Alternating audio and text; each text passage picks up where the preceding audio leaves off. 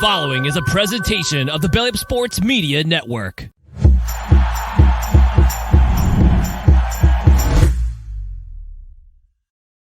And welcome in, everybody, to another episode of Tier Tuesdays here on the HighLowSports podcast. We appreciate y'all for joining us here on this Tuesday evening. And you know what? The season is almost over, so we're running out of weeks to do tiers, but it's definitely getting fun now. It is DJ, joined as always by my co-host, Kelsey. And you know what, Kelsey? I think it's going to start getting a little definitive. Some battle lines are getting drawn in at this point. We do have some teams officially eliminated from playoffs, some that have clinched on top of it. So we're going to see some lines in the sand here soon.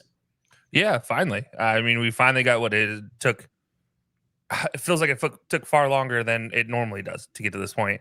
And there was a lot more frustration for quite a few teams that they're like, just get me out of playoff contention, or on the flip side of things, just let me clinch playoffs.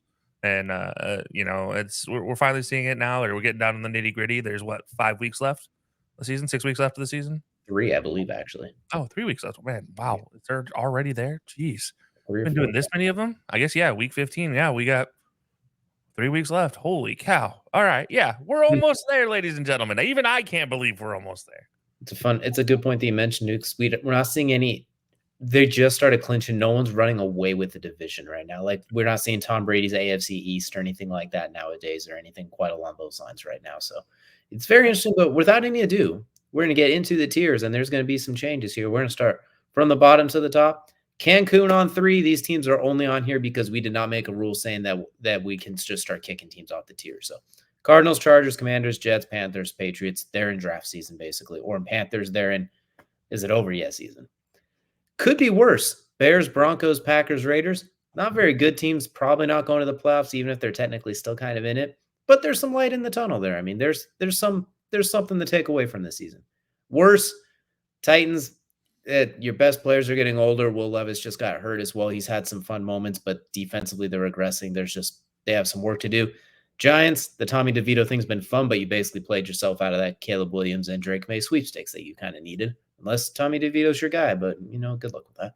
Then the Falcons, it continues. Chip Kelly with a mustache just continues to spite this team. Against the Panthers, you put up 7 points and lose. Your star first-round pick running back, you get 7 carries on sweeps. He played more snaps at receiver than running back. And not like slot jet motion receiver, wide receiver as a blocker. You averaged, anyone who watched that game was feeling frustration. Defensively, they were fine till the end, and Bryce Young looked like Bryce Young, actually, for a change. It was kind of nice. Drake London coming off a career game, gets 2 targets. Desmond Ridder throws a pick in the red zone. Who saw that coming? Anyway, I digress. But it's worse for the Falcons. Dirty and mid. This one's a little bit dramatic on the spot, but the Steelers we have watched all season have been flirting with the line with a lot of the hits and plays they've been making, from the dive at Minkah Fitzpatrick took at Nick Chubb's leg, which I don't think was dirty. It was just the questionable, I guess. TJ Watt trying to twist Joel Petonio's knees, double horse collar on Zach Moss. Obviously, the KZ hit on Michael Pittman, who's parallel to the ground, not playing the ball whatsoever. And by the way, for everyone trying to say he led with his shoulder, you can't hit them above the neck. That's the rule. If he's parallel to the ground, just stick your hand out and you break up the pass. Or just run in a straight line like Forrest Gump with your chest out, looking straight into the sky. You'll break up the pass because you're going to hit him with your belly button. And you're going to break it up because he's parallel to the ground. Either way, Steelers, they're terrible offensively. We know that. And now the questionable plays got a large stage. And this isn't new. Going back to James Harrison days. And Mike Tomlin standing on the field during a Jacoby Jones punt return. I mean, just saying. There's a long list here. We don't got time for that. This is a quick episode. Playoff hunt. They're all in the playoff hunt. Bengals, surprisingly, the Bills still around. Tampa Bay leading the division. The Rams, they're right there as well, too. That's a dangerous team. The Saints, we'll see if they can get it going, but in that division, they're in it. Seattle, huge win. Maybe Drew Lock and Geno Smith, 2-quarterback system. No idea. The Vikings, they're in it kind of by default at this point. Coach of the year, the Colts and the Texans. Case Keenum, you win a divisional game without Case Keenum, Nico Collins, Tank Dell.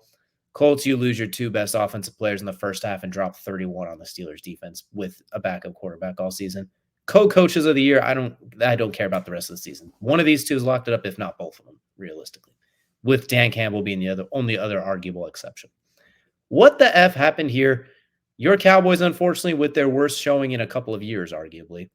Well, definitely this year. Even worse than the 49ers one, I would say. The Eagles, what's going on this last month? castle's crumbling, Kelsey's version. That's going on right there. And Jason needs to that team's just falling apart. Defensively, they are terrible. Matt Patricia, D coordinator, did not help. And the Jaguars, I know it kind of coincides with Trevor Lawrence getting that gruesome-looking ankle roll, but they're 0-3 in their last 3, and they do not look very good. And the 2 coaches of the year are right on their heels, a half a game behind. They got to figure it out. Playoff bound.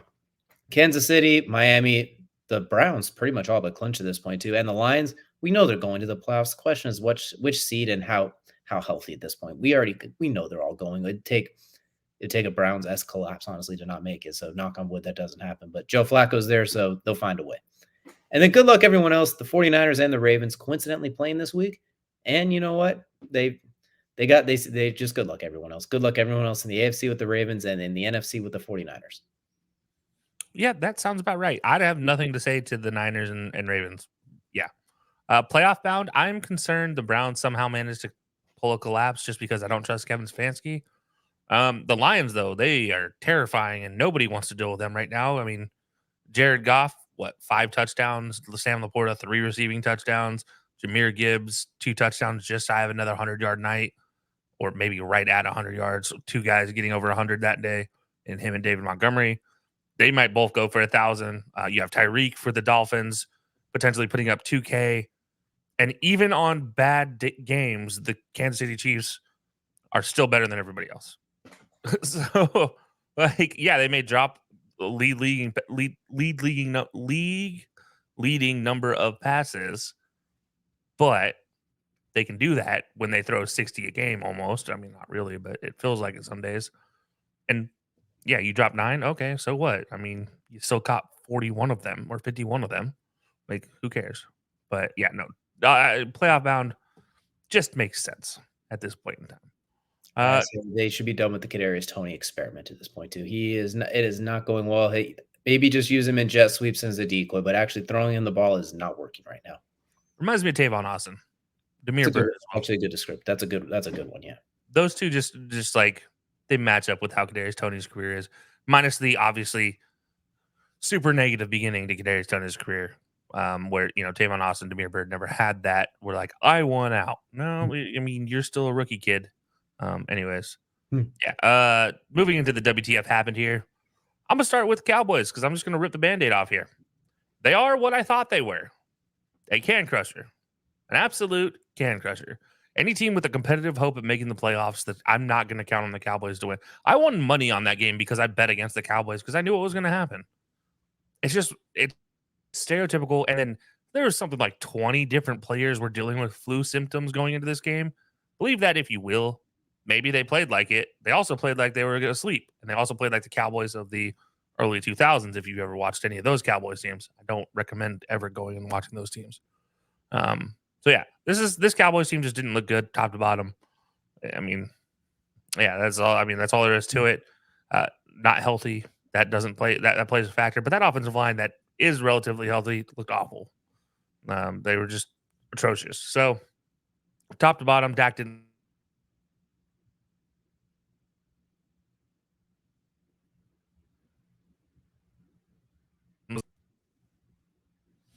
But yeah, I'm not much for this. The Cowboys as a whole, to be honest. I think wouldn't surprise me another first round exit here. Eagles. I don't know what's going on with this team.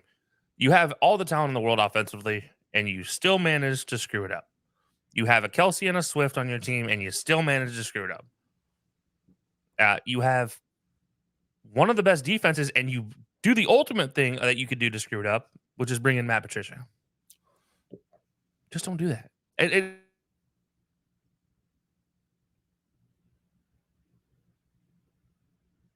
To be honest, once Matt Patricia got announced,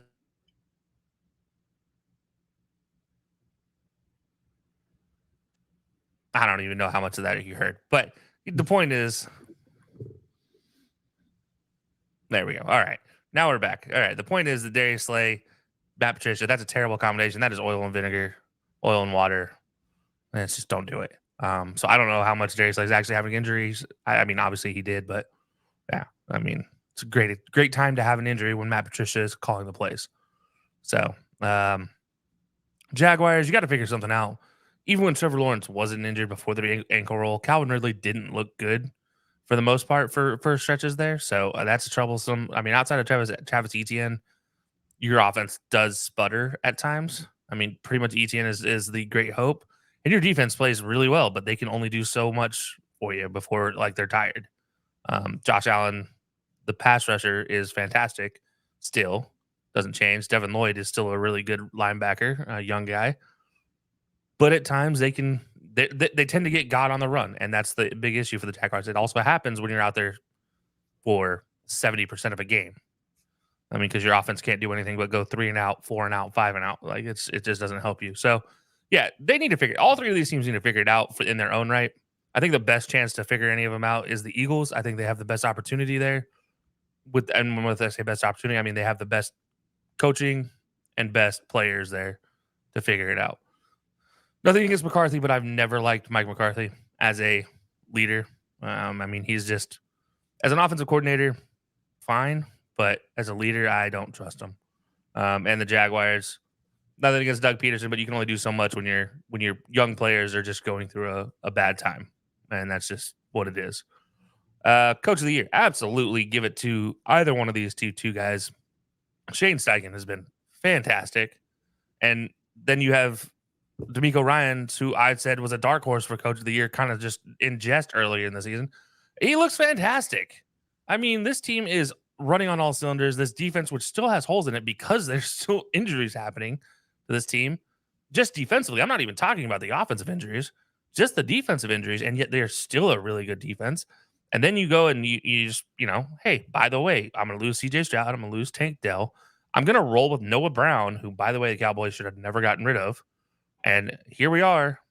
He puts up 25 points in fantasy football, and you have a win at a crucial time where it keeps you in the playoff hunt. That's absolutely insane to think about. I would say, though, there is one team I would possibly put in the running of coach of the year that's not here, and it's not Dan Campbell, as much as I agree with that. It's actually the Bengals. Zach Taylor. What he's doing with like this was tough. I thought about doing that too, but you were on the same page with that one. They are right. Like that was the third one I thought about putting in here, but I liked the unity of these two and the fact that they play in week 18. So if they both win out the rest of the way, that game is probably going to prime time to find that 7th seed. So that's the only reason I kept it separate. Yeah, and the only reason I bring up Jake Browning is because he has been doing fantastic. And by the way, they're using Joe Mixon. Like he's actually a top 10 running back statistically, which he has been for years, but they at times they just kind of forget he's in the backfield. This year they don't. Right now he is running like a maniac. I mean, even Jamar Chase separating his shoulders. Did we see what T. Higgins did in this game? That touchdown was filthy. That second touchdown, my Lord. That was insane. There was a catch earlier in the game that was equally as impressive. It was like just on a 4th down, just throw it up to T. Higgins somewhere. And oh, by the way, he's just going to moss on another guy and toe tap it on his way out of bounds. It's like, it's just the things T. Higgins does. If he's not a number 1 next year somewhere, or the Bengals don't pay him a lot of money to keep him, there's a problem. This guy needs number 1 contract somewhere. At the very least, I mean, maybe a number 2 to a high quality number 1. He's had a rough season, but I think he just reminded everybody in that game too. It's like, by the way, in case y'all forgot, you're still going to pay me next year. Like this is some back payment coming up. Don't you think that? Don't let this season distract you. Yeah, and I feel like sometimes, even when Burrow was in there, I feel like sometimes similar to Joe Mixon, they kind of forget that T. Higgins is out there somewhere. T. Higgins is always open. He is the Randy Moss, the T.O., the Keyshawn Johnson, the always open guy. Like you just throw it up to him. It doesn't always have to be a fade route at too. Like when they were ignoring him, it's like he was always 30 yards down the field. They never ran a curl. It felt like nothing easy for him. I mean, he made his money at Clemson on slants. Period. And I mean, slants, and then he'd hit a slant and go and be gone, and then there's nobody touching him. His back shoulder catches also were fantastic. But yeah, I mean, the Bengals with this offense with Jake Browning actually look really good. I don't hate what I'm seeing. I just wish their defense was a little bit stronger. That would give me a little more hope that they'd make the playoffs. But right now, I mean, this is a fun, competitive team. Nobody really wants to deal with them down the stretch that has a playoff hope, because they're probably going to get knocked out of the playoffs with that team, because you already know their kicker. I can't think of his name right now. But yeah, you already know their kicker is going to go ahead and knock down anything crunch time. Talk about But Evan McPherson, right? yes, thank you. Gosh, I don't know why. I was gonna say Caleb McLaughlin, but that's not right. But anyways, moving on to the Bills, they continue to astound in all the wrong ways. It just doesn't make sense. Everybody wrote them off against the Cowboys. Like I said, I won money because I put money on them. Um, but yeah, I mean, you look at it, it's like, oh, okay, they're just gonna kind of call this one the rest at end of the season. Oh, by the way, they're really good again. Jordan Poyer getting healthy again. This team is looking good on the back end. But yeah, offensively, they're still what they are. They're hot and cold. They go as Josh Allen goes, and that sometimes is concerning. But you know what? They're in the playoffs, so that's fun. Speaking of going as their quarterback goes, the Buccaneers, as Baker plays like a game manager, a high quality game manager, you see the type of games they can have. They absolutely can run the doors off somebody. But alternatively, as soon as Baker tries to make too many plays, you see the team falling apart, and that's because they don't have a run game to rely on. So you have to rely on Baker to be that guy. Mike Evans can only do so much at times. Yeah, you had a big game from Godwin this last weekend, so hopefully they can keep that up offensively. The defense is still good. As much as injuries have plagued that defense, when healthy, that defense is still top notch talent wise. They just have to figure it out. Similar to that, on the flip side of things, the Rams, their offense still good, just have to stay healthy. They look good, just at times Matt Stafford falls into bad habits that he picked up in his losing career in Detroit. But you know what? You take the good of the bad. Aaron Donald is still Aaron Donald. That doesn't change. And the backside of that defense is surprisingly good. That secondary is not just something to scoff at there. It'll catch you. I mean, it's kind of just sneaky good. It just, they don't really give up big plays a lot, but when they do, it's like a really bad game for them. But in the most part through the season, they haven't given up a whole lot of big plays. So, you look at the Saints. I don't like the Saints in this playoff hunt. I think that's just me. I think they're in the playoff hunt. That doesn't change things. Like, they are there. I just don't like them. I don't think they're consistent enough. I can't figure out what their offense is as an identity. They just don't really have one. It's kind of like, oh, David Carr, how are you going to do today? I might throw 4 picks or I might throw 4 touchdowns. We'll wait and see. But I'm not going to throw for over 200 yards no matter what I do. No matter what our entire game plan is, get into a situation where we could bring in Taysom Hill to run the ball, run a QB power. That's their entire offense is how do we get into third and short? Exactly. Now, flipping to the Seahawks, on the other hand, you got 2 quarterbacks who I don't know what to do with. They didn't know what to do with it yesterday. They just basically like, all right, eeny, meeny, miny, mo to pick one. You know what? Shout out Drew Lock. Fantastic comeback for his first start. And it feels like forever as far as like in an important game. Since he was a Bronco for sure. Actually, even maybe back to when he was playing for Mizzou. I mean, I don't even know at this point in time. It's been a long time. But it looked good. He did what he had to. He knew he has weapons out there. He used them. Kenneth Walker, we talked about how he's potentially an offensive player of the year type of candidate when stays fully healthy all year. On the flip side, Zach Charbonnet, fantastic spell back. That's not counting Jackson Smith and Jigba. We finally got to see a little bit more of him this week. And despite all that, you still have Tyler Lockett out there. And you had a defense that was without Jamal Adams yet again. And you still did well. And they had their best coverage game of the season. Yeah. And by the way, you benched Reek Woolen for the first quarter because you're just like, I need to improve my defense. And lo and behold, you lit a fire under him, and he had a great game too. So Seahawks, impressive team, dangerous down the stretch. I don't know if I want to face them if I'm here in the playoff hunt at all. Once Jamal Adams doesn't play, I don't want to play them. Like that takes away the guy where it's like, all right, everybody on that guy offense, like they do in basketball, where it's like, all right, whoever he's guarding, attack him. You can't do that when he's not on the field. Exactly. The Vikings, I feel like the Cinderella story is going to end eventually here. You've had Josh Dobbs go on a run, and then he started losing. Now you put Nick Mullins in. He goes on a run. Might start losing here soon. It's just a matter of time. I mean, he shows glimpses of why Nick Mullins is not a starter anywhere else. Like, he was given plenty of opportunities in his career. There's a reason he didn't actually pan out anywhere. I just wait for the other shoe to fall for Minnesota. Defense still is admirable. I mean, they're doing what they can. Just offensively, there's not a lot of hope outside of Hawkinson and Jay Jettas and occasionally Jordan Addison, if he can stay healthy. So, that is what it is. Dirty and mid. I've been kind of wanting to get to this one as much as possible. DeMonte Casey, that was a horrific hit. I am glad you're not a Cowboy. And you talked about this has been a long time thing for the Steelers. this is kind of their calling card. As much as everybody wants to look at Vontaze Burfict as the reason why the Bengals and the Steelers were such a competitive rivalry, no. It's such a dirty rivalry. No, I'm sorry. This happened back in the Larry Foote days. This happened back in the Lynn Swan days, for goodness sake. The Steelers offensively and defensively have for a long time, one of their calling cards have been they're a hard-nosed, sometimes dirty team. Look at Hines Ward. How many times did Hines Ward block somebody and cause a concussion? Broke Keith Rivers' jaw. Yeah. I mean, this team, nothing. Look, it is what it is at the end of the day. It's part of football. They did everything they could within the rules at times historically. DeMonte Casey took that and ran with it. And in this case, just absolutely launched himself like an idiot into this one. I mean, really, you stand up and you can just put a hand on Michael Pittman and he doesn't come anywhere near the ball. Plain and simple. Or you can just stay standing and walk 2 feet forward, and guess what? You have an interception and probably running it back to the house. So I don't get what he was thinking. This entire Steelers team, I don't want to take this as like even Minka's part of this, because of what he did to Chubb type of concept. But there have been a lot of questionable things that happen for Steelers players over the years, and especially this year. There's been a few of them as well. But this was by far the most egregious thing I've ever seen. Just absolute idiocy at its finest. And you hope the best for Michael Pittman there. That's a horrific thing to overcome. And I know so far everything's not looks good, but that's a long-term concern, not just a short-term thing.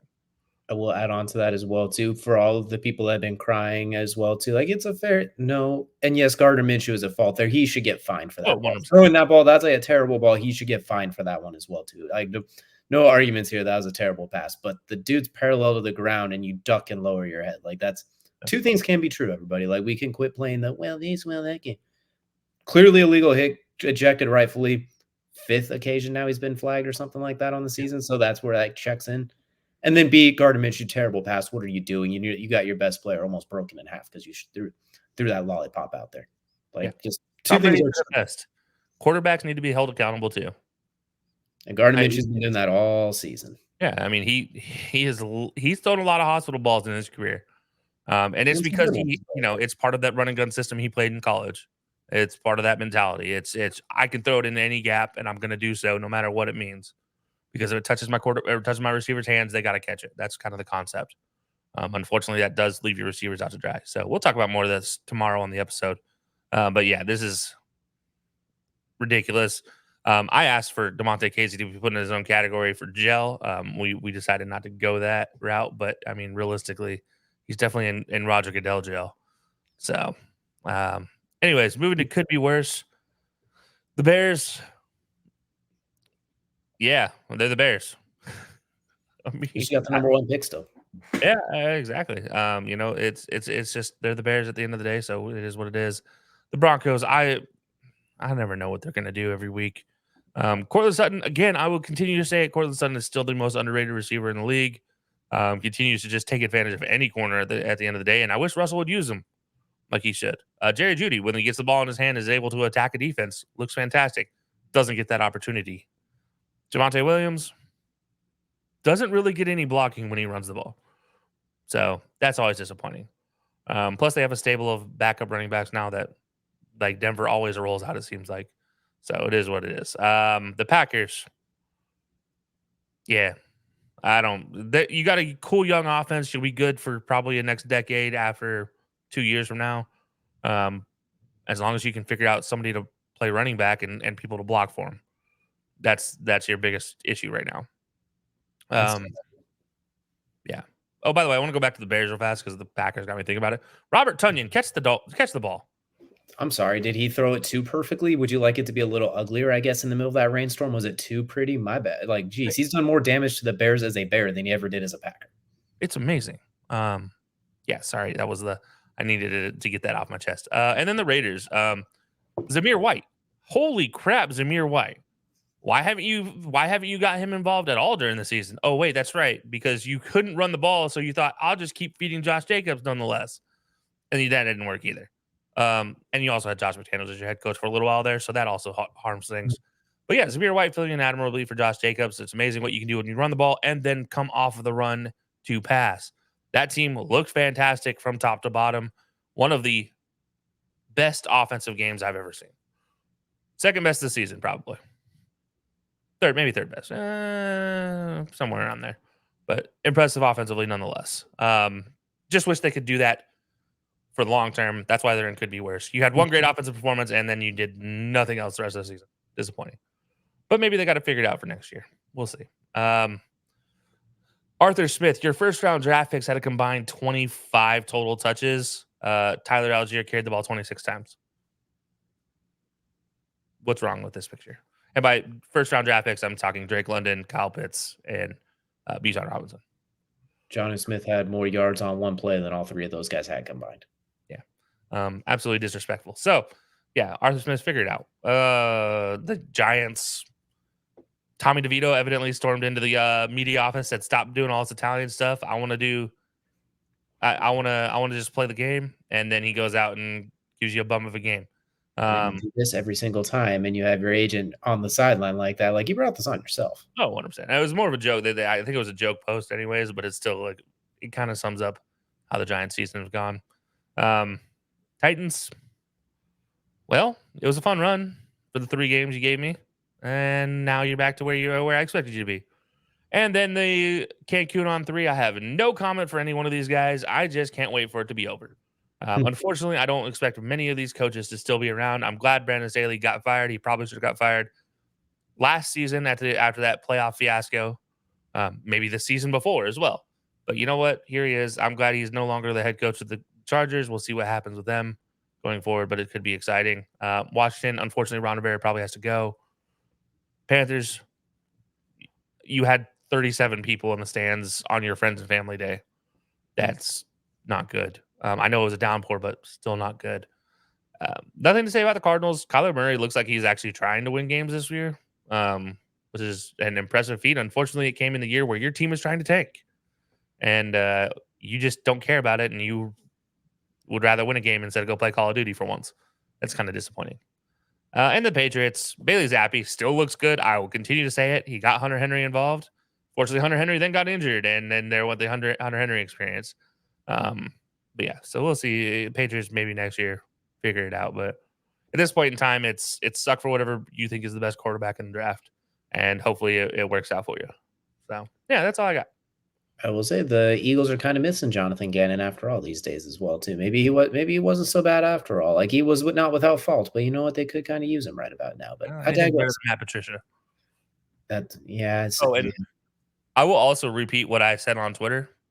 What was tweeted out from our account. Hey, Steelers, if you want to see what a decent offense looks like, I mean, just like bare level average NFL offense, just give us a call. We will at least get all of your talented weapons to be able to consistently run an offense. That's no, they declared Mason Rudolph the starter. I'm good. I'm gonna sit that one out. No, he gets benched. We take over, he gets benched. I don't know about me. We'll see. Pickens, you're taking the snaps. All right. Don't worry. You don't have to worry about getting rolled up on like Tank Dell anymore. You're taking the snaps. Just go pick up somebody out of free agency at this point in time. Is Zach Wilson available? I'll go to take PJ Walker out of free agency. That'll work. I mean, shoot it. You'll find something.